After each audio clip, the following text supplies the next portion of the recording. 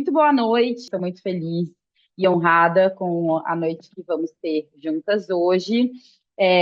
Antes de mais nada, queria agradecer a presença de todo mundo, agradecer quem está ouvindo e assistindo a aula mais tarde pelo YouTube ou só no áudio.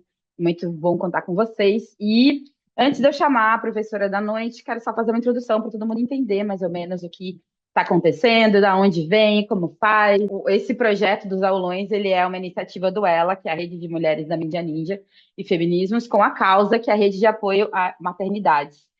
A ideia desses aulões é justamente fazer um processo onde a gente dê apoio e consiga compartilhar com mais mulheres conhecimentos sobre mulheridades num seu mais amplo leque, né? Onde a gente consiga principalmente formar mulheres que atendem mulheres. Esse projeto nasceu muito fortemente com a ideia de munir mulheres de elementos sobre a vida de mulheres diversas, em sua mais ampla forma de compreensão da palavra, e para que assim a gente se sinta mais acolhida quando a gente fala com essas pessoas. A gente já recebeu e tem aqui nas nossas aulas advogadas, psicólogas, chefes de cozinha, secretárias das mulheres dessas cidades, pessoas que trabalham na delegacia da mulher, professoras. Então, para a gente é uma honra fazer parte dessa rede que consegue espalhar pelo Brasil conhecimentos tão diversos quanto a gente consiga juntar e imaginar. Vou dar alguns avisos mais técnicos antes de fazer uma introdução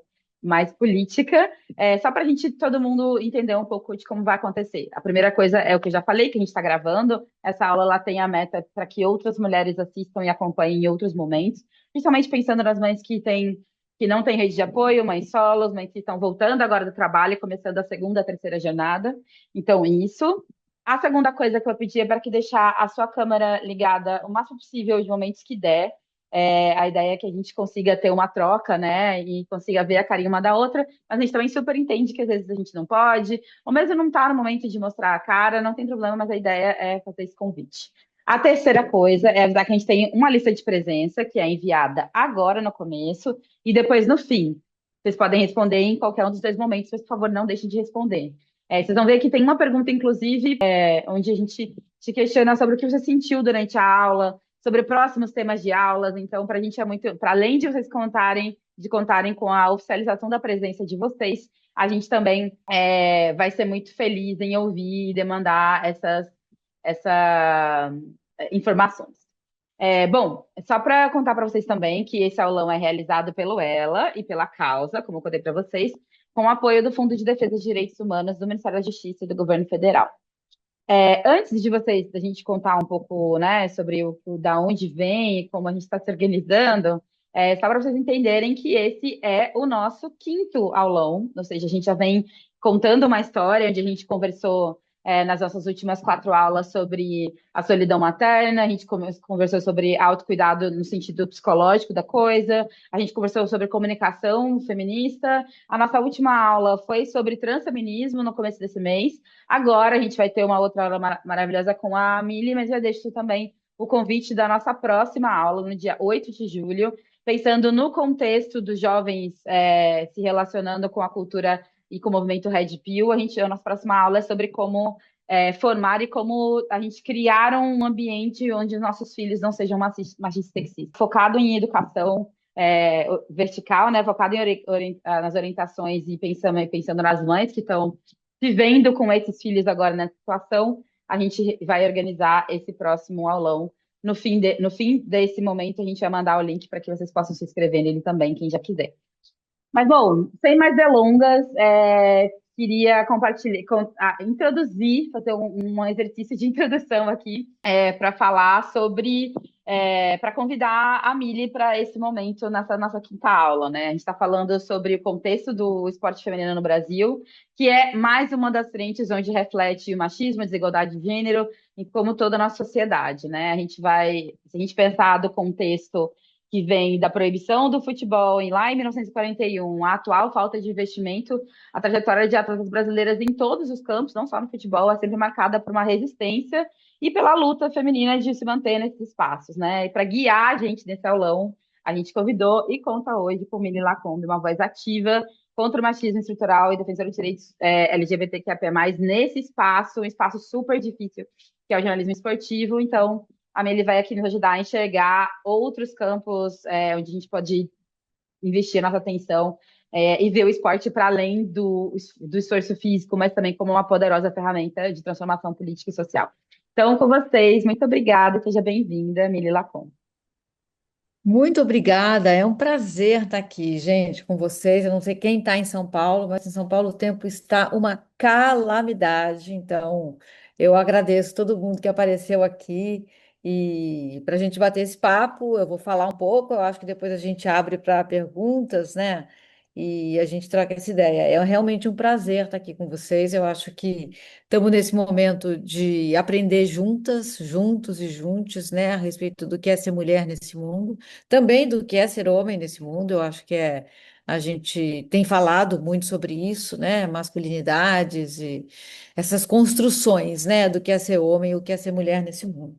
Acho que esporte é um pilar fundamental dessa construção de gênero, né? Isso que a gente chama de regime binário da diferença sexual, que é você ser, né, homem ou mulher nesse mundo. Então a gente cresce de maneiras muito diferentes a partir dessa denominação, dessa classificação. E o esporte ajuda a separar a gente, né? A verdade é essa. O esporte, como ele é classificado hoje, como ele é entendido hoje, ajuda a separar. Então, eu preparei uma aula que eu vou começar de uma maneira mais genérica, falando sobre esse binarismo, né? O que ele faz com a gente, e depois a gente vai entrar no esporte em si, tá? E aí eu vou falar um pouco também do esporte, não só esse que a gente pratica, mas também esse que hoje é um campo possível para que a gente seja profissional da comunicação dentro do esporte, né? Quando eu era jovem, pequena, não havia essa possibilidade, né? Então, de novo, agradecendo a todo mundo que está aqui. Espero que, se você está vendo depois, né, que a gente já gravou, espero que vocês gostem dessa jornada que a gente vai começar agora. Então, eu sempre começo assim, dando essa definida, né? O que que é ser mulher nesse mundo, assim? Eu acho isso muito importante, porque quando a gente se faz essa pergunta, a gente pode ir por alguns caminhos de resposta, né? Então, quando eu era também pequena, ser mulher, uma das características era ter cabelo comprido. Então, homem que tivesse cabelo comprido, todo mundo já olhava meio estranho, né? Então, mulher é ter a unha pintada, é andar de saia, é ter útero, é brincar de boneca, é ter filho. Hoje a gente sabe, né, que não é por aí que a gente se entende mulher, né? Esses são significados sobre o que é ser mulher de uma maneira muito limitada, né? E não fomos nós, não fomos nenhuma de nós que demos esses significados, né, que não funcionam. E eles variam de tempo em tempo, também tem isso, né? Já houve um tempo em que ser homem era usar saia, ser homem era usar maquiagem, era ter maquiagem, se maquiar, era usar salto. Já houve um tempo em que a gente entendia a masculinidade assim. Então também isso vai mudando a conveniência da ordem de poder, né? As mulheres cis, elas são perseguidas e agredidas, mulheres cisgêneros, né? Aquelas mulheres que se identificam com seus órgãos sexuais quando nascem. Então, essas mulheres são cis. Quem não se identificam são mulheres trans, né? Então, as mulheres cis, elas são perseguidas, a gente é perseguida e agredida se a gente deixa de preencher essa lista de requisitos, né, do que é ser mulher, né? E as mulheres trans, elas são perseguidas por preencherem essa lista de requisitos. Então, a gente já vê como esse sistema ele é perverso com mulheres em geral, né? A gente não tem como ganhar. Mulheres, quando eu falo mulheres, eu vou sempre estar me referindo a mulheres lésbicas também, a mulheres travestis, a mulheres trans, tá? E mulheres cis. Então a gente não tem como ganhar. O jogo ele é manipulado de saída, assim. A gente já sai perdendo. A gente tem que dançar uma música que não foi a gente que compôs, a gente não sabe que ritmo é esse. Então a gente tem que se perguntar mesmo o que que é ser mulher. E aí a gente vai lembrar uma frase que todo mundo sabe, mesmo quem não leu o livro, e pouca gente leu o livro, da Simone de Beauvoir. Que ela fala: ninguém nasce mulher, a gente aprende a ser mulher, a gente se constrói mulher, a gente se forma mulher, né? A frase ela ressoa desde a época em que a Simone de Beauvoir escreveu, e é uma frase tão simples, mas que comunica tanta coisa, né, gente? Assim, ninguém nasce mulher. torna-se mulher. E a gente, nós, mulheres, a gente entende o que é esse se tornar mulher, né? E o que está por trás, assim, desse pensamento, né?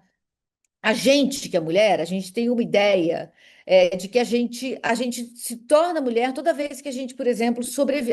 A gente intui, né? A gente sente nas nossas peles que a gente é mulher toda vez que a gente sobrevive a uma agressão, a um ataque, a uma interrupção, né? A gente se entende mulher, porque a gente se entende pela exclusão, né? A gente se torna mulher quando a gente ganha aquela tabuinha de passar roupa quando a gente é pequenininha ou um estojinho de maquiagem, ou um aventalzinho, ou uma bonequinha de plástico que a gente vai ter que trocar, ela simula lá.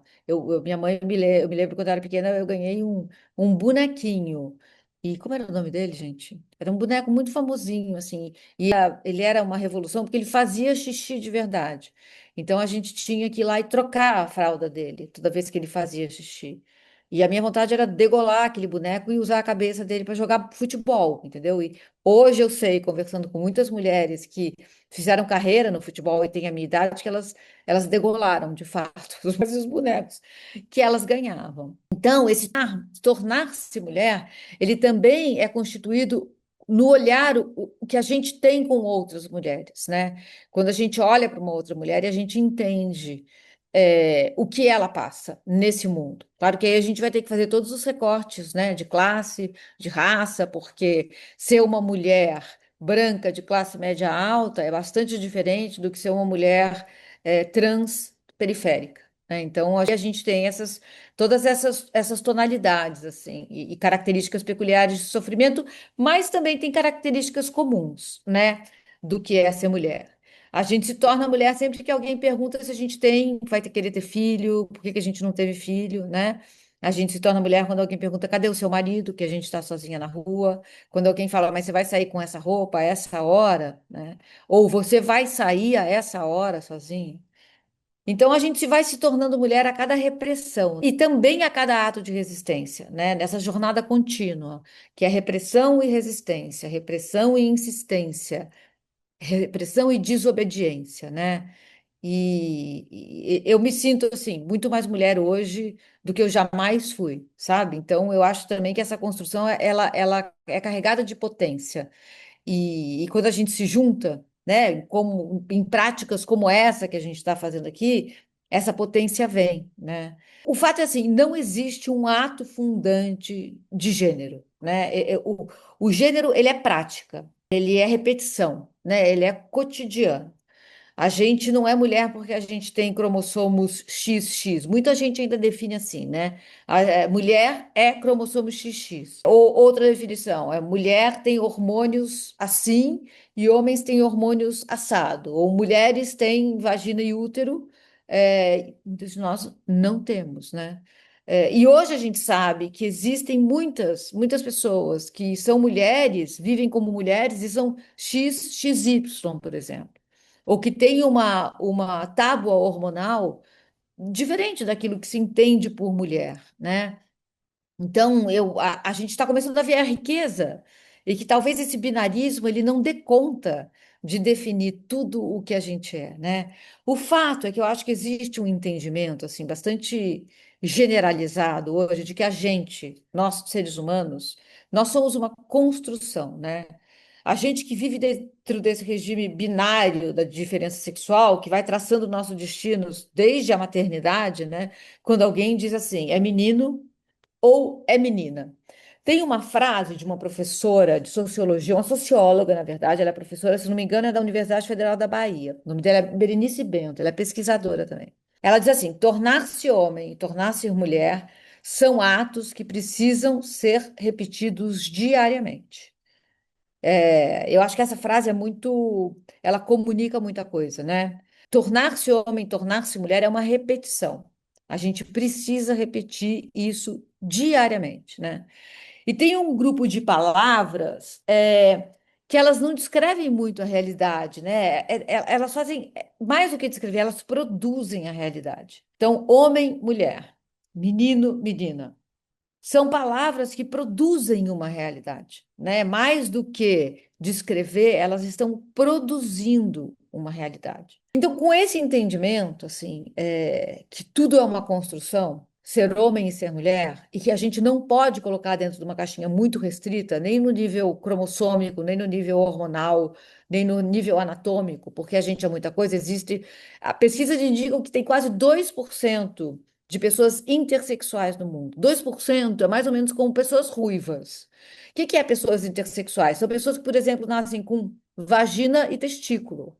Pessoas que nascem com pênis e útero. Ou com um arranjo cromossômico que encanem lá. Então, assim, a gente está falando realmente de uma paleta que é muito mais extensa do que a gente poderia supor dentro desse mundo que precisa que a gente exista dentro dessas caixinhas, homem e mulher, né? E aí a gente chega no esporte, um campo que foi proibido durante muito tempo para mulheres e que, de certa maneira, ainda é, tá? Para a gente entender o que acontece quando a gente fala desse âmbito esportivo, a gente precisa entender que desde pequenininhos e pequenininhas, quando somos categorizados como meninas e meninos, tem ali uma divisão também do que é espaço público e do que é espaço privado. E a gente aprende isso muito cedo nas nossas vidas. Quando a gente está, por exemplo, numa festa de Natal, domingo, na casa dos nossos pais. E aí tem lá uma refeição grande, a família tá reunida. Quem está na cozinha preparando a comida? Quem está na sala vendo TV? E onde estão os meninos e as meninas? Os meninos, eles são encorajados a ir brincar lá fora. Vai subir em árvore, vai correr na rua, vai mergulhar no rio. E as meninas, elas são encorajadas a ir ajudar a mãe, a tia, a avó, a aprender a fazer arroz, a aprender a cozinhar, aprender a colocar a mesa, tirar a mesa, lavar a louça. Então, o espaço público e o espaço privado, eles fazem parte dessa construção. O espaço público é dos meninos e dos homens. O espaço privado, ele é uma responsabilidade das mulheres. Isso não quer dizer que elas vão mandar nesse espaço, muito pelo contrário. Elas vão ter que cuidar, elas vão exercer trabalho dentro desse espaço. Né? Elas vão cuidar da casa, cuidar das pessoas que moram lá dentro. Então, tem um trabalho envolvido que é invisibilizado, enquanto o trabalho que está lá no espaço público e que é remunerado, ele é considerado trabalho, chamado trabalho. Papai foi trabalhar. A mamãe está em casa. A mamãe é dona de casa. Papai foi trabalhar. A mamãe está, desde que o papai saiu, lavando a louça do café da manhã, limpando o frango pro almoço, vai ao mercado, põe a mesa, vê se as crianças foram para a escola, vê se fizeram lição. Mamãe está lá. Mas o papai está no mundo, que ele foi trazer o dinheiro para casa, né? Então, o espaço doméstico, esse feminino, ele é despolitizado, mas ele é também o cenário ideal para manter a dominação masculina sobre as mulheres. E é uma dominação que ninguém vê, porque ela está acontecendo ali no espaço que não vamos se meter ali, ali é cada família, né? É, então, eu acho que quando a gente começa a politizar o que acontece dentro do lar, isso é extremamente disruptivo. Isso desestrutura tudo. Na hora que a gente olha para o que acontece dentro do lar e fala, peraí, peraí, a gente precisa falar sobre o que está acontecendo aqui, a gente está politizando o espaço, o ambiente das coisas privadas. E isso é altamente disruptivo. Então, a gente está falando também de outras características, né, gente? Assim, força, que está associada ao homem, e a batalha para trazer o dinheiro para casa, né, ao espaço público.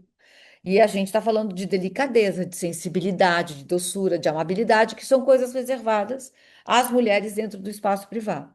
Elas precisam fazer esse gerenciamento emocional para que todos fiquem bem dentro desse espaço. Tem um mapa, eu vi uma matéria recente que é muito reveladora, assim, é engraçado quando a gente coloca em imagem, como as coisas ficam claras. É um mapa de calor, eu não sei se vocês estão familiarizados com esse termo, mas é muito comum no futebol. O mapa de calor, ele indica quanto daquele espaço, por exemplo, do campo de futebol, foi ocupado pelo time, né? Nesse caso, é um mapa de calor das escolas. É uma média, um mapa de calor médio das escolas. As escolas no Brasil, elas são ocupadas do seguinte modo. Todo o espaço das quadras, o espaço do bosque, eventualmente, né, tudo que não é sala de aula, é ocupado pelos meninos. Os meninos ocupam todo o espaço fora da sala de aula. As meninas ocupam a escadaria onde ficam as escadas, porque elas sentam para conversar, enquanto os meninos estão nos intervalos correndo pela escola, jogando alguma coisa. A avaliação dessa pesquisa diz que as meninas não estão nas quadras jogando, porque elas não são encorajadas e porque mesmo aquelas que querem têm medo de ir, porque elas têm medo de sofrerem algum tipo de violência, elas têm medo de serem maltratadas, elas têm medo de não serem reconhecidas como mulheres. Então elas ficam nos cantos mesmo, assim, o mapa é muito claro, assim, tem uma escola, imaginem um quadrado, o quadrado é quase todo ocupado pelos meninos, um mapa azul, e na beirada, nas margens, na periferia, o lugar onde as meninas ficam, que são as escadarias, os espaços reservados a uma conversa, né? Isso diz muita coisa a respeito do que a gente veio fazer aqui, né? Do que a gente é encorajada a fazer aqui, né? Eu fui uma menina que sempre gostou, ia para o colégio para praticar esporte. Eu queria jogar onde eu visse uma bola pingando, de vôlei, de basquete, de handebol, de futebol, eu estava correndo atrás dela. Eu tive a sorte de estudar em escolas que nunca me proibiram de fazer isso, com uma exceção. Uma exceção. Eu tinha 8 anos, um colégio de classe média alta de São Paulo. Eu nasci no Rio, mas a gente já morava em São Paulo. E eu gostava muito de jogar bola, então eu estava lá no recreio jogando bola. A gente está falando de 1900, anos, 1973, 74, por aí. O futebol era proibido no Brasil, a gente vai falar sobre isso. E duas professoras, nesse dia, chegaram na quadra, ao ar livre, assim, e me chamaram. Eu fui para o canto e elas falaram: Você precisa sair da quadra, você não pode mais jogar bola, porque menina não pode jogar bola. Menina precisa brincar de boneca. E me colocaram num quarto escuro fechado, onde todas as meninas da minha classe estavam comemorando o aniversário de uma boneca, ou do filho de uma boneca, e fingindo que estavam comendo um bolo e fingindo que estavam tomando um chazinho. Aquilo foi muito violento comigo. Eu sentei e chorei.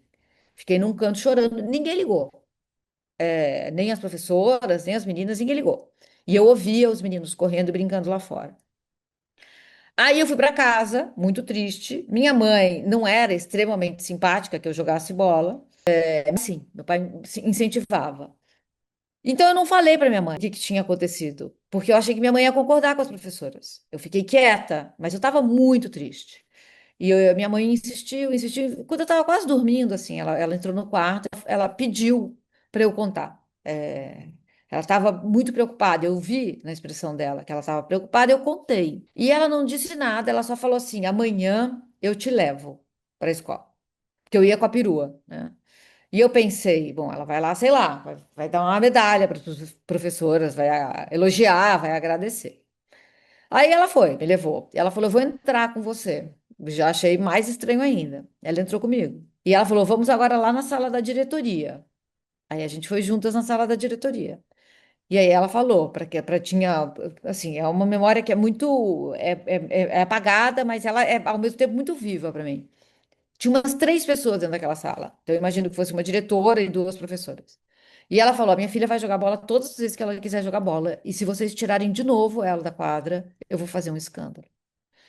Então eu realmente voltei a jogar bola naquele dia, né? E nunca mais ninguém me tirou. Mas também nunca mais coisas foram iguais para mim. Porque até aquele dia eu achava que era todo mundo igual. Eu não via meninos e meninas. Eu via gente correndo atrás de uma bola e se divertindo. A partir daquele dia, eu entendi que eu era um corpo estranho naquele ambiente. E meus amigos entenderam a mesma coisa. Eu fui apresentada ao preconceito naquele dia e também fui apresentada ao amor de uma mãe, né, que passa por cima do próprio desejo para impedir que a filha seja maltratada, né? Ao mesmo tempo, e depois disso eu continuei jogando bola em todos os colégios para os quais eu fui. E nunca mais ninguém me tirou. Mas eu sempre soube que não era para eu estar ali, que eu estava fazendo uma coisa que o mundo queria que eu parasse de fazer. Até porque não tinha outras meninas, era eu, basicamente eu. Depois, com 16 anos, eu fui encontrar outras meninas. A gente fez um time, mas demorou. E todas se sentiam também corpos insurgentes, né? Não era para a gente estar ali. E assim que os meninos entenderam isso também, eles passaram a me rejeitar. Então, passou a ser uma história de sofrimento. Eu só não deixei de jogar bola porque ainda é uma das coisas que eu mais gosto de fazer na vida, embora eu não possa mais fazer, porque eu não tenho mais joelho para isso. Eu também sempre tive um pai que me ensinou a beleza do futebol e do esporte e nunca me privou. Muito pelo contrário. Ele me tratou como sujeito pleno desde a idade mais assim precoce. A memória que eu tenho dele é ele me levando ao estádio, ele me explicando o futebol. Naquela época não tinha muito jogo televisionado, então eu e ele do lado de um radinho, ouvindo o jogo, o Fluminense jogando, e a gente falando sobre o jogo, assim, o futebol uniu muito meu pai e eu. Assim, foi realmente um tecido que aproximou a gente, fez a gente ter uma relação simbiótica enquanto ele foi vivo. Assim, ele era um grande companheiro e vice-versa, né? Os anos foram passando, eu continuei jogando, mas aí a gente vai, a vida, né? Eu não me profissionalizei e fui trabalhar com outras coisas, porque não havia o sonho possível de uma mulher trabalhar com futebol. Não existia isso, não era um horizonte, né? Não havia mulher repórter, não havia, era homem, homem, homem narrando, homem comentando, homem fazendo a reportagem. E a gente nem se dá conta, né, de que poderia ser diferente. Eu não me permiti sonhar esse sonho. Se fosse um sonho possível, talvez, quando eu entendi que eu não ia ser uma jogadora profissional de futebol, eu talvez pudesse ter pensado, bom, então eu quero ser jornalista esportiva. Eu quero trabalhar com futebol, eu quero continuar cobrindo futebol, vendo futebol. Mas não era, né? Só que aí eu fui fazer outra coisa da vida, acabei trabalhando com jornalismo, né? Eu fui para a revista Trip, trabalhei na Marie Claire, fui ser correspondente internacional da Folha de São Paulo. Um dia já tinha 30 anos. Eu fiz um blog para falar de. Eu gostava tanto de ver o jogo e comentar o jogo, que eu fiz um blog. E eu escrevia nesse blog sobre futebol. Eu não achava que ninguém via esse blog. Eu não divulgava o blog, não tinha como divulgar, não tinha rede social, não era uma coisa assim que a gente fazia com facilidade, divulgar essas coisas. Eu escrevia para mim mesmo. Era uma coisa eu comigo. Eu não sei como esse blog caiu na mesa, no computador de um diretor da Globo. E ele leu, e ele me ligou, e ele me convidou para ir trabalhar no Sport TV. Eu estava começando. Já tinha começado há um tempinho. Eu falei, gente, como assim? Vocês querem me pagar para eu comentar futebol? Parecia, assim, era uma coisa inimaginável. Como se alguém estivesse falando, você quer ir para a Lua amanhã? A gente vai te colocar num foguete, você vai ver lá a Terra de longe. Não era uma coisa crível. E, infelizmente, meu pai já tinha morrido e ele não pôde ver isso acontecer, né? Mas aconteceu, e eu fui trabalhar com futebol. E no começo, assim, eu era tão, tinha uma ingenuidade, assim, 30 anos, eu ainda não era letrada no feminismo, eu entendia o preconceito, mas eu não via ele como estrutura, né? Eu não sabia que atingia todo mundo, eu não sabia que era uma ordem de poder, que era uma ordem de dominação, que era uma ordem de comportamental, né, para deixar a gente, todo mundo, numa mesma nota e comportadas. Então eu não vi muita coisa acontecer, mas eu lembro, por exemplo, no primeiro dia que eu fui fazer uma mesa redonda no Sport TV, quando eu estava me preparando para entrar, era eu e quatro homens, né? E era ao vivo. Então, a gente sentava, alguém vinha colocar um microfone na gente. É tudo novo para mim, tá, gente? Tinha umas câmeras, eu não sabia direito o que estava acontecendo, a verdade é essa. E aí alguém falava assim, né, antes de começar a gravar, antes de começar a gravar, não, porque era ao vivo, antes de entrar no ar. 10, 9, o cara que estava atrás da câmera fazia uma contagem regressiva para quem estava na frente da câmera saber que ia começar. O cara abriu a contagem regressiva, a primeira vez que eu vi isso. 10. Aí o dono do programa virou para mim e falou assim: Eu não queria você aqui, mas eu não sei o que aconteceu entre você e o diretor, porque ele exigiu você aqui, e agora eu vou ter que te engolir. E o programa começou. Foi assim. O programa começou, eu meio que me virei nos 30 para seguir ali falando. Eu joguei isso dentro de um lugar em mim, assim, que durante muito tempo eu não falei sobre isso. Durante muito tempo eu não pensei sobre isso. Eu segui. Mas assim como essa, houve muitas outras, sabe, gente? Assim, uma vez eu estava apoiada numa mesa, assim, dentro do Morumbi, para ver um jogo, para comentar um jogo ao vivo, na cabine do Morumbi. Então a gente vê o estudo dos times, né? Antes, a gente chegava muito tempo antes, alguém dava a escalação para a gente ficava lá, debruçado na mesa, estudando os times. Então, às vezes a gente não ficava sentado na cadeira, a gente ficava em pé, aí debruçava em cima da mesa e ficava escrevendo, né? E um produtor chegou para mim e falou assim: se você ficar nessa posição aí, vai parecer que você vai querer dar para alguém aqui. Mas estava todo mundo nessa posição. Eu e os outros caras que estavam estudando. Teve um outro dia também que alguém viu meu crachá, antes de eu tirar o crachá para entrar no ar, ao vivo, e o cara falou: Nossa, mas que engraçado, né? Você é mais bonita ao vivo do que nessa foto. Troca essa foto. Assim, eram coisinhas, mas eu não ligava os pontos. Eu não achava que isso estava dentro de uma estrutura. E muito menos eu sabia que os meus colegas não passavam por isso, né? E aí, gente, os anos vão passando e hoje tem mais mulheres no futebol, né? A gente vê, assim, a cobertura dessa Copa do Mundo, a gente vê mulheres lá, mulheres comentando, mulheres narrando, mulheres na reportagem, mulheres na produção. Mas a gente se fala, né? As mulheres que estão nesse meio, a gente se fala. E assim, não deixou de ser difícil. Não deixou de ser difícil até hoje. É muito difícil, sabe? É difícil porque a gente ainda se sente um corpo estranho, porque a gente ainda trabalha numa política de cotas, porque o patriarcado, que é esse sistema de dominação que fala que o homem é superior à mulher, o homem manda. O homem que tem o direito ao sobrenome, né? O sobrenome da mulher vai sendo apagado. Ele está vivo e operante, né? Ele pulsa ainda. Então, o machismo e a misoginia estão por todos os lugares. E a gente luta contra isso diariamente. Assim, para cada mulher que está trabalhando com esporte hoje, especialmente com futebol, existem milhares que desistiram, né? E enquanto a gente fala aqui, eu sei que tem mulheres pensando em desistir, porque é difícil todo dia. É difícil por causa da raiva que vem de fora, porque quanto mais espaço a gente ganha, mais raiva é jogada na nossa direção. Então, por um lado, esse aumento da raiva faz a gente entender que a gente está ganhando espaço, né? É difícil porque dentro também é difícil, porque existe ainda muita condescendência, ainda existe o elogio à nossa aparência ou a crítica à nossa aparência, né? Faz muito tempo alguém criticou a minha maquiagem. Alguém que era assim, não tinha por que o homem tá falando da minha maquiagem. Então, mas com o letramento, a gente vai entendendo também como se colocar, né? E quando é que a gente pode resistir a esse tipo de violência. Tem muita gente bacana dentro desse meio. Tem muito homem que quer entrar nessa luta, que quer ajudar a diversidade a ser cada vez maior, né? Porque a gente poderia fazer toda essa crítica também se eu tirasse mulher e colocasse pessoas negras, né? A gente não vê pessoas negras dentro cobrindo o esporte, em redondas, narrando, comentando.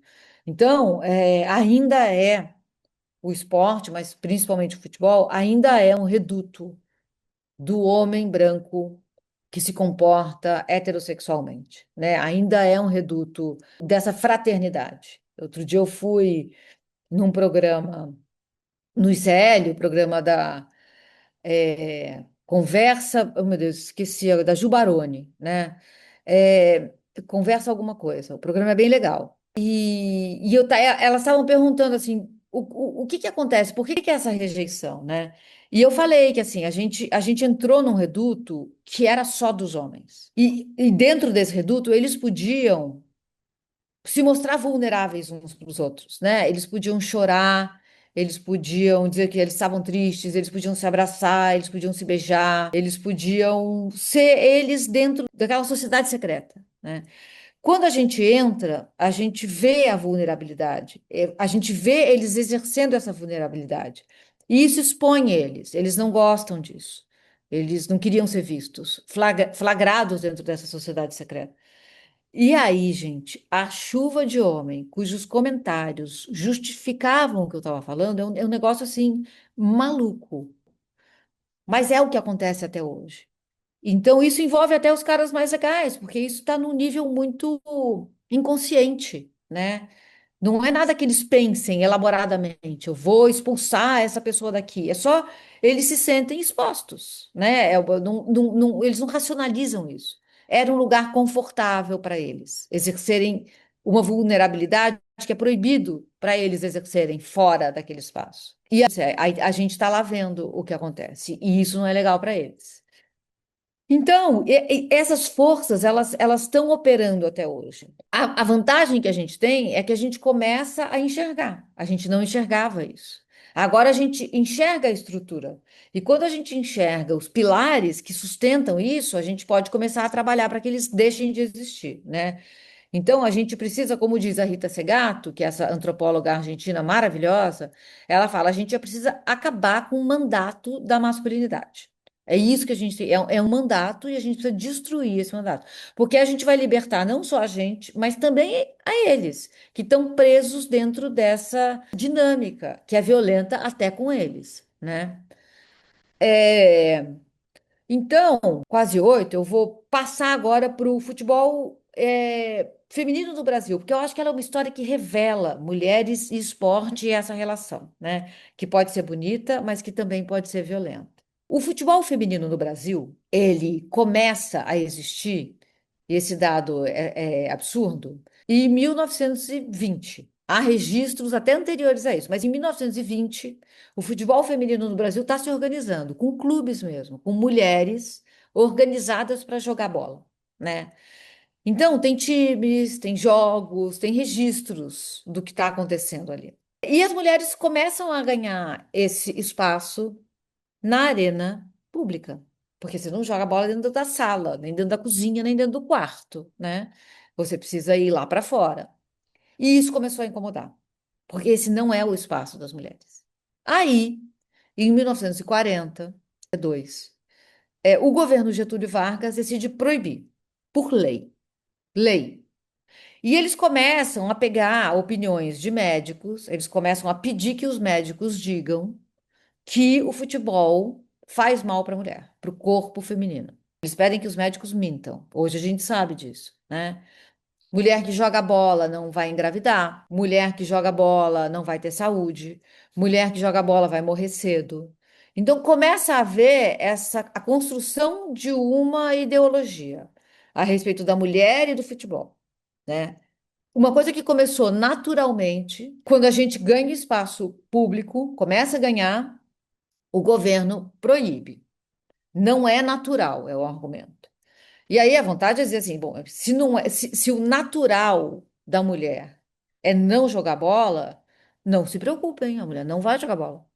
Agora, se a mulher está indo jogar bola, então talvez não seja natural. Para que tanta lei?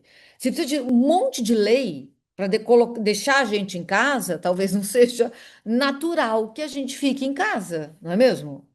Mas enfim. As leis vieram, as mulheres foram proibidas. Foi nesse cenário que eu fui tirada de uma quadra. Eu estava transgredindo a lei. E minha mãe disse que eu continuaria transgredindo a lei. Mas eu sou um corpo branco dentro uma escola de classe média alta. Outras mulheres negras e periféricas que transgrediram essa mesma lei apanharam e foram presas ou há registros. Mulheres que, às vezes, elas contam, elas tinham que cavar, os campos em que elas jogavam tinham buracos que elas cavavam para pular dentro do buraco se a polícia aparecesse. Então, assim, as mulheres que resistiram, que continuaram jogando bola, são heroínas, são guerreiras, né? E o futebol feminino hoje deve tudo a elas. Elas não desistiram, nem quando a polícia sentava o porrete em mulheres que jogassem bola. A proibição durou 40 anos. 40 anos. Só em 1982 a proibição caiu. E aí o futebol feminino começou a ser organizado. Então, durante 40 anos, o futebol feminino é um ato interrompido, porque ele começou a existir. Aí ele foi interrompido por quase meio século, e aí ele voltou a existir. Então, olha o tempo em que nós fomos impedidas de sonhar com qualquer coisa que envolvesse o esporte. Porque basicamente a gente está falando de esporte. Algumas mulheres jogavam tênis, mas eram mulheres ricas, né? Para jogar futebol, tudo que a gente precisa é de dois chinelos que você marca lá como gol e uma bola de meia. Era um direito de todas as meninas. É um direito de todas as meninas. E isso nos foi tirado, né? Então, essa é a história, essa é uma história fundante da nossa República a respeito de mulher e esporte, de mulher e futebol. Aí, a primeira Copa do Mundo feminina, que se eu não me engano foi em 88, a seleção brasileira, ela foi assim, pagando para ir. E isso durou algum tempo. A CBF não dava material para as mulheres jogarem. Pegava o resto da roupa dos homens e vestia as mulheres com a roupa. Então, as primeiras imagens, você vê camisas quase manga 3/4, porque eram roupas sempre muito grandes. E eles faziam isso de propósito, porque isso infantilizava o futebol feminino. Quando você via mulheres jogando, parecia que você estava vendo crianças jogando. E isso era bom para quem não queria que o futebol fosse para frente, né? O futebol feminino fosse para frente. Então, tudo isso foi uma metodologia usada para, mesmo quando o futebol feminino deixou de ser proibido por lei, não permitir que ele se desenvolvesse. Então, foi a luta das mulheres que insistiram em participar dessas competições, que fez o futebol no mundo inteiro, tá, gente? Assim, mas eu estou falando do brasileiro porque essa é a nossa realidade.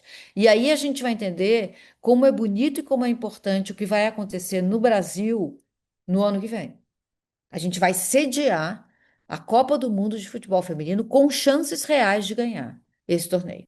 Essas mulheres proibidas por quase meio século de jogar bola, recuperaram um tempo perdido de modo a se tornarem um dos times mais fortes do mundo, contra tudo e contra todos, inclusive contra aquela que as administra, que é a CBF. Hoje, a gente tem pela primeira vez uma administração dentro da CBF que está olhando para o futebol feminino. Porque quem está lá é a Cris Gambaré, que é a executiva de futebol feminino dentro da CBF, que fez o futebol feminino do Corinthians ser o que é. Então, por causa da crise Gambaré, a gente tem um desenvolvimento acelerado, ainda longe de ser o que devia ser, com premiações iguais, etc. e tal, jogos televisionados na mesma medida que o dos homens, mas a gente está andando. E a gente vai sediar essa Copa aqui, e eu adianto para vocês que vai ser um evento esportivo como a gente nunca viu ainda aqui. Nem a Copa dos Homens, nem a Olimpíada vai chegar perto do que a gente vai ver aqui o ano que vem. O mundo inteiro vai estar aqui. O Brasil vai ser chacoalhado por uma onda de afeto, de amor, de paixão. E quem não gosta vai ser arrastado. Vai ser arrastado para torcer, para gostar. A gente vai ter. Não fica pedra sobre pedra o ano que vem. E vai ser uma história de redenção de tudo isso que eu falei para vocês aqui. Essa história toda de violência, de apagamento, de silenciamento, mas também de resistência, mas também de amor, mas também de paixão, ela vai toda ser condensada em julho de 2027, quando a gente entrar em campo, para um estádio com 70 mil pessoas, torcendo e cantando. A gente vai entender a força desse esporte e das mulheres praticando esse esporte. Então, acho que nada jamais será como antes. Eu queria falar um pouco. Sobre como a gente está falando do Brasil, mas eu queria dizer que no mundo inteiro é assim. E os Estados Unidos são um país que saíram na frente em relação a esporte e mulheridade, porque em 1972 eles fizeram uma lei que se chama Title IX, Título 9. Toda jovem hoje nos Estados Unidos sai com isso na mão, porque existe o risco do governo atual tirar isso das mulheres. Mas isso desenvolveu o esporte feminino lá como em poucos países. Cuba teve um projeto de apoio ao esporte feminino forte. China tem, e os Estados Unidos começaram em 1972. O que é isso? Título 9, né? É uma lei federal de direitos civis que proíbe a discriminação com base em sexo dentro de qualquer programa ou atividade educacional que tenha financiamento do governo. né? Então, é uma lei muito completa, ela foi feita no começo dos anos 70 e ela diz assim: a escolas têm que exigir, têm que oferecer oportunidades de financiamento igual para meninos e meninas, para esportes masculinos e esportes femininos. Assédio e violência sexual, e obriga as instituições a combater e investigar casos de assédio sexual, agressão sexual e violência de gênero. Gravidez e maternidade, a lei também fala sobre isso. Ela protege alunas grávidas ou mães contra a expulsão ou tratamento discriminatório na prática de algum esporte. Ela dá acesso a carreiras. Então, por exemplo, a mulher quer ser treinadora de futebol, ela dá. Ela garante essa igualdade de acesso a disciplinas e programas específicos, né? Com tipo cursos de ciência, tecnologia, engenharia e matemática envolvendo o esporte, tudo com base no esporte. É uma lei muito completa, uma lei que foi feita há bastante tempo, já formou gerações de atletas. Eu morei muito tempo nos Estados Unidos. O esporte lá o esporte feminino é muito menos discriminado do que aqui, graças a essa lei. O futebol lá é um esporte feminino. O futebol, as estadunidenses desenvolveram um futebol muito forte por causa dessa lei no mundo inteiro. Já foram campeãs mundiais, elas já foram as melhores do mundo várias vezes, né? E essa lei se aplica a escolas primárias, escolas secundárias, programas específicos, tudo que tem financiamento do governo, tudo, né? Então isso é muito bonito. É uma lei e a gente não tem nada parecido aqui, nunca teve nada parecido aqui, né? Eu não sei como a gente está de horário, para que a gente precisaria também ter um tempinho para perguntas, né? Seria legal se vocês quisessem fazer perguntas, tirar algumas dúvidas no final, tá? Mas eu queria só falar um pouco sobre mulheres trans no esporte, né? Porque esse é um debate muito atual, né? E a gente começou dizendo assim, quem determina o que a gente é? É a medicina? É o sistema jurídico? É o Estado? A gente não se reconhecer dentro do sexo que foi atribuído a gente no nascimento é um horror? Por quê? Quem diz que é um horror, né? O que é que envolve todo esse tabu em volta do tema pessoas trans, né? Pessoas trans existem desde sempre, assim, tem registros, quando as caravelas portuguesas invadiram o Brasil, há registros, os jesuítas, pelo menos, eles foram muito honestos nos relatos deles, né? Eles vieram para cá para relatar o que eles viam. E eles contam histórias de pessoas, ou não havia, obviamente, esse nome, mas eles contam histórias, e hoje a gente entende que eles estavam falando de corpos trans, né? A gente não é o país com o maior PIB do mundo, a gente não é o país com o maior IDH do mundo, mas a gente é o país com o maior número de pessoas trans assassinadas no planeta há 17 anos. Nós, o Brasil, temos esse recorde vergonhoso, né? Então, talvez não seja aqui que a gente vai liderar esse debate de pessoas trans e esporte, mas esse debate ele se faz urgente. E ele envolve, claro, mais mulheres trans do que homens trans. Por quê? Porque o esporte masculino, ninguém vai meter o bedelho ali. Deixa rolar o esporte masculino. A questão é que todos acham que podem se meter no espaço onde as mulheres estão. A regulação se dá sobre corpos femininos.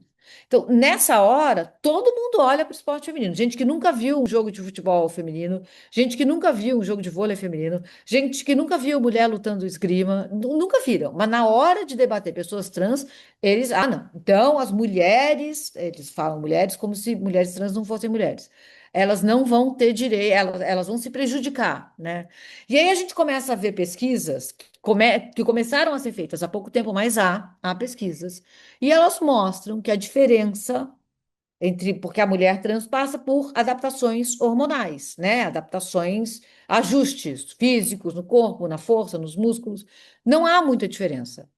A diferença que existe, ela é absorvida pelo esporte. Por exemplo, o Michael Phelps foi um nadador, o maior do mundo, talvez. A envergadura dele, quando ele abre os braços, é um tipo de envergadura que ninguém chega nem perto. Então, ele já tem uma vantagem competitiva. É um debate que começa a ser feito, mas muita gente nem quer esse debate. Agora, o COI, o Comitê Olímpico Internacional, avisou que todas as mulheres vão ter que passar por exames para ver se elas são cis ou trans. E em trans, elas não vão ser autorizadas a praticar. Mas e aí? E se a mulher tiver essas composições outras? Então, ela não vai ser obrigada, ela vai ser obrigada a não participar? E o exame envolve, às vezes, você tirar a roupa na frente de médicos. Assim, gente, é um horror. Mas a gente vai ter que falar sobre mulheres trans e esporte. Esse é um debate que a gente precisa ter. Eu sou muito favorável a mulheres trans entrarem no esporte, a homens trans entrarem no esporte, e a gente abrir, fazer mais pesquisas, aprofundar as pesquisas e abrir o debate. Porque isso a gente não está fazendo. A gente tem só opiniões muito rígidas de pessoas que dizem vamos banir as mulheres trans do esporte. Só isso. E as pesquisas dizem que não é bem assim, né? Eu vou só ler um trechinho de uma pesquisa para vocês, a pesquisa mais recente, mais considerada mais completa que fala sobre esse tema. Foi um artigo feito, foi uma pesquisa feita na USP, tá? E ela foi publicada no British Journal of Sports Medicine e é reconhecida no mundo inteiro. Abre aspas. O desempenho esportivo envolve condição física, técnica, tática, psicológica, experiência e contexto da modalidade. Não existe um único marcador que capture tudo. Então, a gente usa marcadores gerais de desempenho. Capacidade física é um marcador de desempenho. Força de membros inferiores, força de membros superiores e consumo máximo de oxigênio são indicativos. Não necessariamente quem tem esses atributos vai ganhar. Ainda mais quando a gente pensa em um esporte como, por exemplo, futebol, basquete ou vôlei, que envolve um talento inato do sujeito também, habilidades específicas, desempenho coletivo e contingências de uma partida. Isso é muito difícil de mensurar em estudos científicos. Quando a gente olha para esses dois dados combinados, baixa qualidade metodológica, que se reflete em incerteza na literatura, com ausência de diferenças para a capacidade física entre mulheres trans e mulheres cis, a gente conclui o seguinte: que a crença na vantagem competitiva automática e universal de mulheres trans versus mulheres cis não se sustenta em boas evidências empíricas. Está muito claro isso. Esse é o maior estudo já feito, tá, gente? Primeiro, porque as evidências são frágeis. E segundo, porque, na média, elas não apontam isso, ao contrário do que muitas pessoas acham. Eu acho que a gente deveria puxar esse debate, né? Nós feministas, eu acho que é um debate que a gente deveria trazer, porque quando o machismo e a misoginia entram para debater esses temas, eles entram querendo ferir todas as mulheres, que é o que COI fez agora. Então, todas as mulheres cis e trans terão que tirar a roupa na frente do médico. Gente, que loucura é essa? Fazer os homens não, as mulheres sim. Enfim, gente, essa foi a aula que eu preparei para vocês. Eu acho que tem muita coisa aqui. Mulher e esporte define muito o que é ser mulher nesse mundo. A gente está falando do espaço público. Para fazer esporte, você precisa sair de casa e ir para o espaço público. É isso que o mundo não quer que a gente faça. Então, conquistar o direito universal à prática de esporte é uma luta feminista, né? A gente aprende muito praticando esporte. Quando eu falo aqui de esporte, eu não estou querendo dizer para a gente se profissionalizar. É só o direito de uma menina entender que correr atrás de uma bola é uma prática que ela pode levar para a vida. É divertido, ela aprende a viver num time, ela aprende a competir, ela aprende a ser solidária, ela aprende a ganhar, mas mais importante, aprende a perder. O esporte ensina a gente a perder. E isso é uma. A gente vai perder na vida, né? A gente vai cair. O esporte ensina a gente a levantar, mostra que a gente vai levantar. Isso é um direito universal, básico, que não pode ser tirado das nossas meninas. E é isso. Se vocês forem ficar com uma coisa só, fiquem com isso, tá? Não sei se tem perguntas, se alguém quer falar alguma coisa, alguém quer tirar Bom, dúvidas. primeiro eu quero agradecer. Eu estava comentando aqui enquanto você falava que você conseguiu colocar em palavras vários sentimentos que a gente tem em torno de mulheres e esporte e a vivência da mulher no geral, assim. Eu tenho uma pergunta que eu estou assim, desde que você começou a falar para fazer, mas a gente tem tá aberto e liberado para pessoas mandarem perguntas. A gente tem uma filinha aqui, inclusive, logo mais vamos começar. Mas primeiro, Mili, como compartilhar um pouco também do nosso histórico em torno da cobertura do futebol feminino, porque a gente encontra assim um pouco na provocação, né? É, a gente tem o Ninja Sport Clube, que é a nossa frente de cobertura, elaboração, debate, disputa sobre o que é esporte, como esporte é coberto no Brasil. e é por isso que a gente acompanha seu trabalho bastante também, porque o jornalismo desportivo brasileiro, ele é dose, e estar dentro, conectado nesse espaço, disputando ele, para a gente também é um grande desafio que a gente faz muito ancorado em vários dos valores que você colocou, mas justamente antes do NEC, veio a nossa provocação oficialmente na cobertura do futebol feminino e a representação que ele tem no Brasil. Então, de 2018 para cá, a gente se provocou muito sobre isso e vem intensificando muito nossas leituras e a cobertura sobre a Copa e o futebol feminino no Brasil em todos os seus ciclos, em todas as suas competições e campeonatos, e claro, até chegar em outros esportes e outros países. Mas eu queria compartilhar com você minha primeira pergunta em torno muito do que a gente encontrou na nossa primeira cobertura, assim. Por um lado, que não vou explorar agora, mas deixar aqui uma pedrinha, falar sobre a fragilidade da história, da contação da nossa história, né? Quando a gente começou, a primeira etapa da nossa cobertura foi justamente ler e ouvir e aprender com as mais velhas do futebol, sobre como era a vivência, e a gente encontrou muita coisa, mas muita coisa pouco visibilizada, né? E tô falando dos estudos, dos livros escritos sobre, do filme, da produção cultural em torno. É isso, né? É uma herança da invisibilidade, né? A gente tem uma produção não reconhecida, do que foi o esporte da proibição até agora e pouca perto de tudo que a gente conhece, sabe? E muito se baseia ainda na oralidade, né? Então, isso. Mas, na verdade, a minha pergunta vai para outro campo. É o seguinte, que é um pouco da correlação de esporte, falando agora estritamente de futebol, com ser uma pessoa LGBTQIAP+, né? Você contou na sua história sobre como os homens começaram a te perceber diferente a partir do momento que você foi proibida de jogar na escola, e a gente vê muito sobre, e entende, fala sobre muito estigma que o esporte traz quando a mulher se pronuncia como uma pessoa que gosta de esporte, né? Na sua adolescência ou na juventude, você é rapidamente taxada, obviamente na infância também, o que é pior ainda, rapidamente taxada de uma mulher lésbica se você tem interesse por futebol. Hoje, talvez a gente tenha uma leitura até um pouco mais ampla, a gente vai até para o outro lado do machismo, né? Que é os homens duvidarem que você realmente gosta de futebol e começar a fazer um quiz sobre a mãe do tio do papagaio, do jogador dos anos 70, para saber se você realmente gosta. Mas o primeiro estigma que você atravessa é não, se você gosta de futebol, você é lésbica. E por outro lado, a Uhum. gente também vê que o futebol, na verdade, acaba sendo uma grande rede segura e de apoio para as mulheres que são LGBTs também. Então, ali elas se encontram em comunidade, encontram a Sim. abertura de ser quem elas querem ser, se enxergam esteticamente. Então, tem essa faca de dois legumes, né? Que é você entrar num lugar e você ser empurrada do armário, ou você ser embutida num lugar, e ao mesmo tempo você tá encontrando ali justamente a rede de apoio que você não encontra em outros lugares.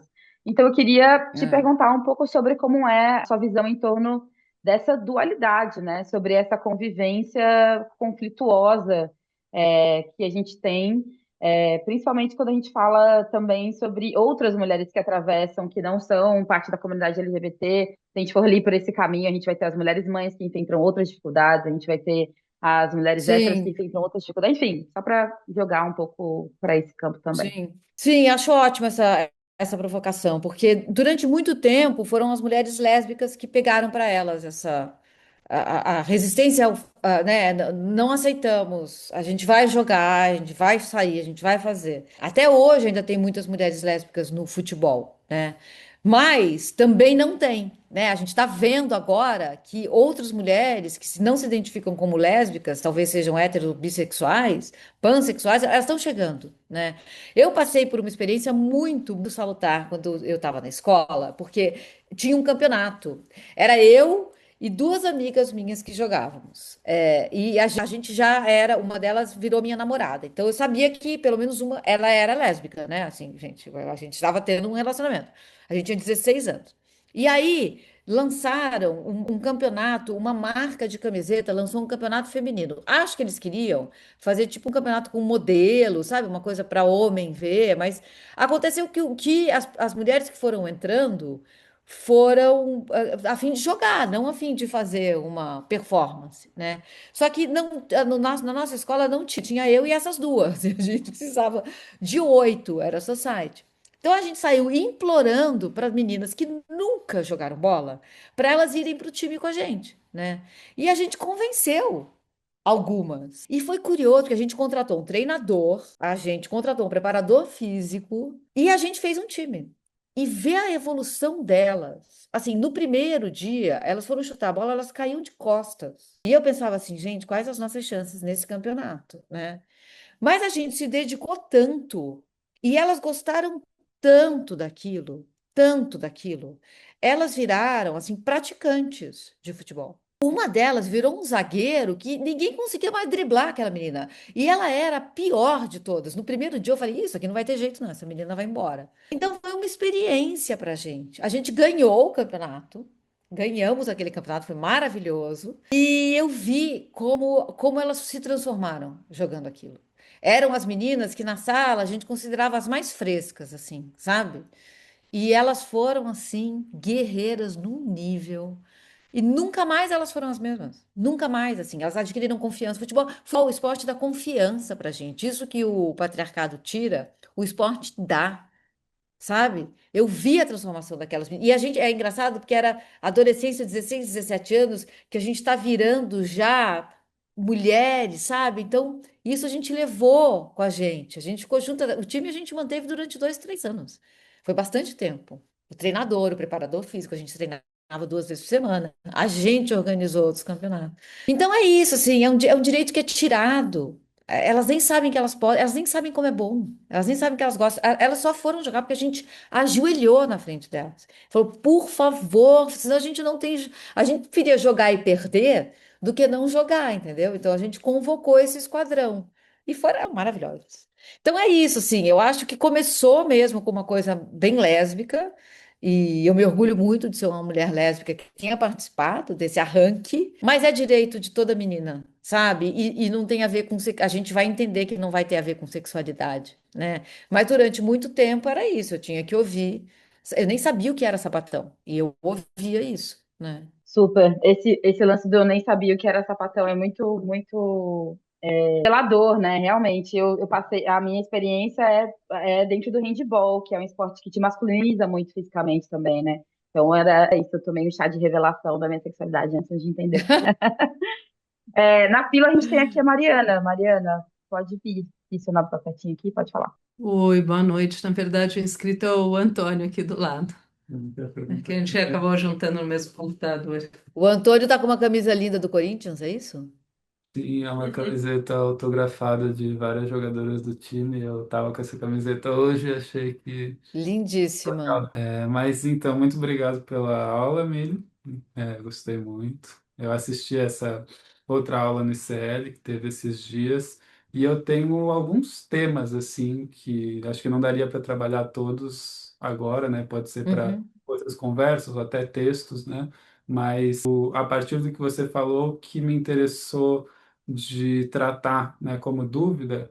Primeiro é sobre a prática do futebol na época clandestina, porque eu vejo que hoje em dia tem teses saindo sobre isso e estão se descobrindo novas histórias. Então, Isso. por exemplo, essa história que você contou, que eu acredito que é da Dilma Mendes, sobre jogar, né, nos buracos no quintal, Uhum. o jogo das Vedetes no Pacaembu, tem o jogo do Araguari, né, que esse clube se orgulha muito, né, desse jogo hoje em dia, né, casos nos anos 50 e tal, mas o que Hum. eu vejo é que o movimento que se faz na divulgação, em todo o trabalho que está sendo muito bem feito em torno da Copa do Mundo do ano que vem, só trata o futebol feminino a partir de 88, Aham. quando a FIFA formalizou, né? E aí tem esse desafio que é como aproveitar esse ano de tanta visibilidade para também falar sobre as mulheres que jogaram antes de 88, que estão Perfeito. participando dos eventos que acontecem no Maracanã, ou dos auxílios em dinheiro, apesar de não ser Uhum. também não estão sendo levados em conta, só as que são depois de 88. Esse é o primeiro tema. E aí o segundo já se liga um pouco com isso, de uma conversa que a Rata, jogadora, né, de futebol, trouxe nesse último simpósio do Museu do Futebol, que é sobre a criação de federações de futebol feminino, que é algo que Uhum. de que existisse uma espécie de CBFF, porque Isso. pensando historicamente, antes de 88 tiveram pelo menos 6 edições de Copa do Mundo que foram organizadas por outras federações, né? Que a gente teve a Federação Europeia, a Federação Italiana, independentes, né? Não ligadas à Federação Masculina, e que depois foram sabotadas pela FIFA. E a mesma coisa Uhum. aconteceu no Mundial de clubes, né? Que a FIFA só fez esse ano, mas tiveram outras federações que fizeram Sim, antes. Japão, por exemplo, né? Então, se você, o que que você acha dessa história, né, que também é sabotada e jogada debaixo do tapete das federações femininas, e se existe um espaço para elas voltarem a existir, ou se agora a realidade talvez está mais em existir junto das federações masculinas, igual a Cris Gambaré fala, né? E o último tema é sobre as torcidas que estão ligadas ao futebol feminino, que é algo que também está me inquietando muito, porque existem novas iniciativas, principalmente de 2025, que são de torcidas, não torcidas femininas, porque isso já existia, mas torcidas ligadas ao futebol feminino, que isso era muito uhum. raro, né? E agora existe, por exemplo, a Fiel Sim, Fazendinha no Corinthians e a Desorganizada Cabulosa no Cruzeiro. E deve ter outros exemplos que talvez você conheça, mas que são torcidas que estão enfrentando um desafio muito grande em conseguir crescer, porque esse ambiente de torcida organizada é muito para torcidas do masculino, e que são torcidas sim, que têm preconceito enorme com o futebol feminino, e que não participam da maioria dos jogos ligados ao futebol feminino, né? Eu reparo que, no fundo, nem mesmo as pequenas torcidas que se dizem LGBT tem uma participação no futebol feminino, né? E aí surgindo essas novas torcidas, e eu fazendo parte de uma delas, eu vejo que há essa dificuldade de formalizar enquanto torcida organizada, de conseguir ter os mesmos acessos que as outras torcidas organizadas têm, e de também ser respeitado, porque as outras torcidas organizadas ou a torcida organizada que está ligada ao futebol feminino, é uma torcida que não é respeitada, que não é bem vista, mas que sim, potencial de conseguir organizar as coisas, né, na arquibancada do futebol feminino, e que esse potencial tem que ser aproveitado de alguma forma, né?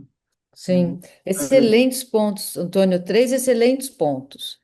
Eu vou começar pelo primeiro mesmo. Assim, eu acho que você tem toda a razão. O futebol feminino não pode, a narrativa não pode ser 88, de 88 para cá, né? Tem um livro que foi lançado agora pela Aira Bonfim, que é a maior pesquisadora de futebol feminino do Brasil, que se chama O Futebol Feminino no Brasil. É a maior pesquisa já feita. Tem registros, tem fotos, tem documentação, times organizados em 1920. Atlético Paranaense, Flamengo, Vasco, Botafogo. Tá tudo nesse livro. Esse livro é uma obra de arte, assim, capa dura, sabe? Bem legal. Então tem isso. E o Museu do Futebol vai fazer para a Copa do ano que vem, e eu sei porque eu estou nessa curadoria com a Daniela Thomas, uma exposição itinerante pelo Brasil contando essa história. A história do futebol feminino desde 1920. O Museu do Futebol tem registros fotográficos muito impressionantes. Então a gente vai a campo contar essa história. Acho muito bonito que haja essa premiação em dinheiro para as primeiras, para as pioneiras, né? Acho que é uma reparação histórica. Então elas vão ganhar isso. Quando a Copa começar, elas vão ser presenteadas com isso. Acho lindo. Mas o futebol feminino não começou aí. Ele começou antes de 1940 e ele foi brutalmente interrompido, né? E aí me leva à sua segunda pergunta, porque assim, eu sou a favor de uma CBFF. Aliás, eu sou a favor de colocarem essa CBF no chão e começar tudo de novo. E um órgão só para o futebol feminino, e federações para o futebol feminino. Eu acho que isso vai acelerar muito. E se tem uma chance da gente fazer isso, é depois da Copa do ano que vem. Eu acho que a Copa do ano que vem vai chacoalhar o Brasil, como o Brasil não está pronto para ser chacoalhado. Acho realmente que isso vai acontecer. E aí a gente vai para as torcidas. Porque assim, a misoginia dentro das torcidas é uma coisa muito forte. A misoginia no futebol é a mãe da LGBTfobia, né? Então eu sei, por exemplo, de clubes grandes no Brasil em que as torcidas LGBT vão lá, colocam uma faixa e no dia seguinte a torcida organizada principal ameaça de morte a diretoria do clube. Não pode, não queremos, não queremos ser associados a isso, sabe? Então é uma luta ainda em glória, né? E aí a gente chega ao futebol feminino, com essas torcidas que começam a surgir. O Galo tem uma, eu acho que quase todos os times têm uma. E o futebol feminino de clubes está se desenvolvendo, mas também acho que ele vai a reboque da Copa do Mundo do ano que vem. E acho que a partir da Copa do Mundo do ano que vem, pelo menos aquelas pessoas que se manifestarem contra o futebol feminino vão fazer isso com alguma vergonha, porque elas vão ver a capacidade não só esportiva, mas de negócio, porque é isso que importa, né, para quem está lá no poder, que esse esporte tem a oferecer. É o esporte que mais cresce no mundo, né?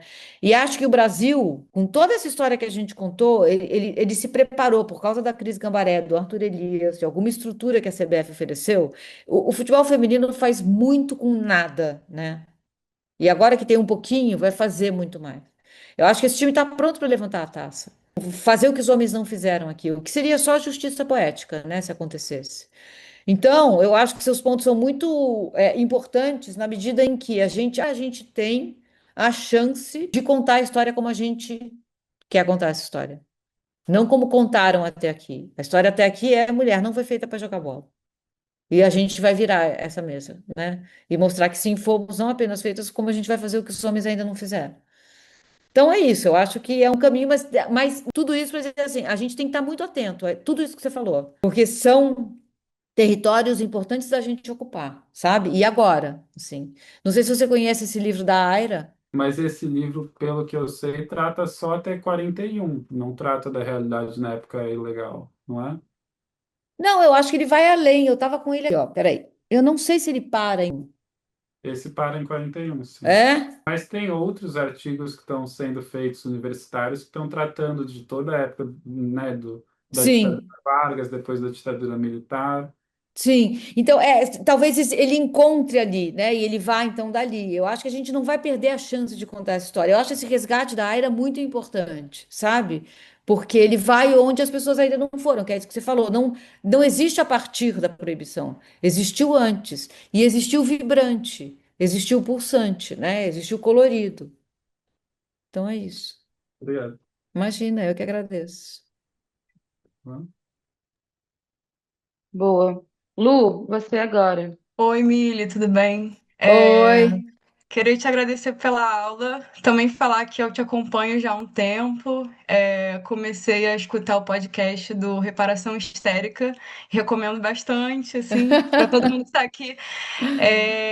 Enfim, mas a minha pergunta é sobre mulheres atletas e como que a mídia ela reporta as mulheres atletas hoje em dia. Então, você como uma pessoa que está no meio esportivo há bastante tempo, o que que você percebe que a mídia ela continua reproduzindo em relação a mulheres atletas e o que que a mídia já deixou de reproduzir com os avanços que as mulheres têm feito no esporte? Sim, é boa essa pergunta, porque eu acho que tem muita coisa que ainda é reproduzida, né? E todo dia eu me chateio com alguma coisa. E não é nem só mulheres atletas, é porque com a mulher atleta você vai sempre ter a narrativa da mãe, né? A mulher mãe, a mulher que se sacrificou para seguir a carreira, mesmo depois de ter o filho. Então a gente tem, assim, quase todos os atletas, por exemplo, do futebol, são pais, né? Mas pouco se fala sobre isso. E você tem a que preenche o padrão de beleza, que vai ser sempre objetificada pelo padrão. Então, por exemplo, uma mulher, uma jogadora de futebol loira, de cabelo comprido e que se maqueia para jogar, ela vai conseguir entrar para fazer o perfil dela em revistas, etc e tal. Tem também o ângulo das câmeras que é usado na cobertura esportiva, né? Outro dia eu vi um cara no futebol masculino, ele caiu, ele ficou em posição, ele estava machucado, mas ele estava naquela posição de colocar a testa no chão e ficar com a bunda para cima. A câmera ignorou a bunda dele. Foi direto, cobriu ele das costas para cima. Eu pensei, uma jogadora de futebol que caia nessa posição, ela vai ser filmada a partir da bunda, né? Então tem esse olhar masculino sobre a cobertura de vôlei de areia, desde o uniforme até o ângulo que a câmera escolhe filmar as jogadoras, né? Então é uma luta. A gente veio de muito longe, a gente tem um caminho imenso a ser percorrido. E isso vai mudar quando atrás daquela câmera tiver uma mulher também, sabe? Naquela coletiva que a Leila Pereira fez só para mulheres, ela pediu que as equipes mandassem, inclusive câmeras e técnicos de som mulheres. Só a ESPN mandou. Ninguém tinha. Então, temos um longo caminho a percorrer. Boa. Bom, a gente está Obrigada. caminhando para o fim. Eu vou fazer minhas duas últimas perguntas para a gente ir fechando.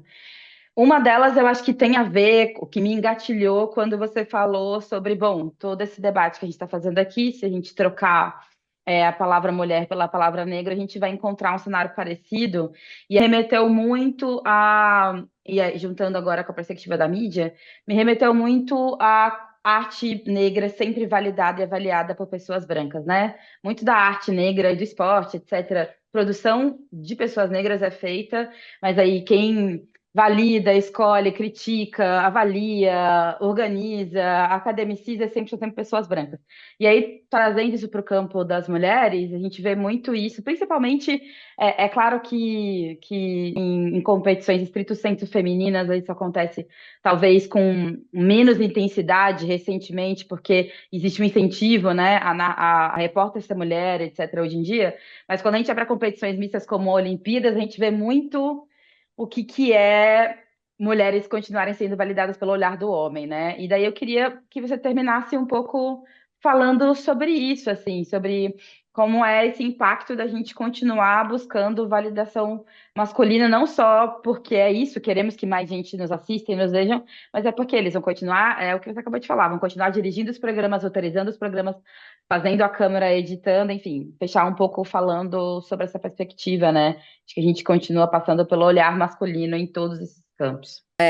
Isso é muito forte, né? Porque primeiro isso está dentro da gente também. Nós somos ensinadas a buscar a aprovação a partir do olhar masculino. E precisa de uma consciência muito atenta para a gente não direcionar nossas ações, nosso comportamento para esse lugar, né? Então, esse é um ponto. O outro ponto é o seguinte: eu vejo assim, todas as mulheres, vou falar do futebol, todas as mulheres que trabalham com futebol hoje na Casa TV, no Sport TV, na Globo, no UOL, todas, elas entendem muito de futebol. Muito, não é pouco, não, é muito de futebol. Mas muitas estão se apequenando para poder caber. Então, eu vou aqui entrevistar as mulheres dos jogadores. Eu vou ver onde ela comprou essa bolsa. Agora eu vou sair, vou me feminilizar no último grau. Agora eu vou me infantilizar. Agora eu vou pedir uma entrevista para esse jogador, seduzindo ele. A gente é incentivada a fazer isso para poder caber. Então, eu não julgo as mulheres que estão fazendo isso, porque é um instinto de sobrevivência, para eu poder continuar aqui. Porque o que acontece é o seguinte: a gente trabalhando dentro de um meio tão machista e misógino, a gente não pode errar, porque se a gente errar, a gente é expurgada. Não existe margem para o mínimo erro. Então, a gente errar o nome de um jogador, a gente vai ser criticada por isso. Os homens erram a todo instante. Mas a perversidade é que a gente não pode ir tão bem também. A gente não pode ofuscar eles. Então, a gente precisa ficar dentro de um limite do aceitável. E por isso, muitas de nós escolhemos se apequenar, se diminuir, rir quando não é para rir. Aparecer. Assim, o sorriso. Porque isso que ensinaram pra gente que a gente tem que fazer na vida para ser amável. Não precisa. Não precisa sorrir. A gente não precisa sorrir para caber. Mas é difícil não sorrir para caber. Às vezes a gente quer só ser legal, boazinha, simpática, gerenciar a emoção. Estamos numa mesa redonda. Isso acontece assim, gente, direto. Aí o clima está esquentando. A mulher acha que cabe a ela deixar tudo tranquilinho. Os caras, eles não estão nem aí, eles vão se pegar, eles vão gritar, vão fazer o que eles têm que fazer lá. Mas a gente acha que cabe a gente. Então, tudo isso está dentro desse contexto, né? Mas assim, quando vocês virem uma jornalista fazendo uma coisa que vocês, ai, gente, para que isso? Saibam, dentro do futebol, que ela está se diminuindo para poder caber. Porque não tem ninguém ali, em nenhum desses canais, que não manje muito de futebol. Super, com certeza. A gente tem vários exemplos recentes, inclusive, né, onde isso ficou muito claro. Bom, última pergunta agora para você se despedir. Última pergunta para você se despedir é você comentar a Copa com a gente. Só quero saber, aproveitar aqui o momento que você está aqui, que a gente Claro. está Nesse momento, eu tô aqui olhando o 0-0 de Panamá e Croácia. A gente acabou de sair de um 0-0 muito interessante também, né? Então, eu queria que você falasse só desse, aproveitar que a gente está aqui com essa honra e com esse privilégio de ter você com a gente. Comenta o que vier, o que você está pensando, como é que Claro. está sendo o seu balanço até agora. Então, eu acho que o primeiro comentário que a gente tem que fazer a respeito dessa Copa é que ela está sendo realizada dentro de um contexto fascista, né? A gente não pode perder isso de vista.